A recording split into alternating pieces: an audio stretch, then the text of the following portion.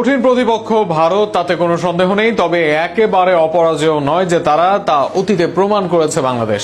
এই এশিয়া কাপে ভারতের থেকে অন্তত 3 জায়গায় এগিয়ে থাকবে টিম টাইগার, যে জায়গাগুলো কাজে লাগাতে পারলে ভারতের বিপক্ষে জয় নিয়ে ফিরতে পারবে বাংলাদেশ।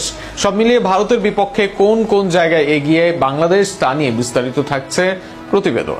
আর সেখানে 3 দিকে বাংলাদেশ এগিয়ে থাকবে ভারতের চেয়ে। টেকনিক্যালি বাংলাদেশ ভারতের চেয়ে এগিয়ে থাকবে পেস বোলিং এর দিক থেকে।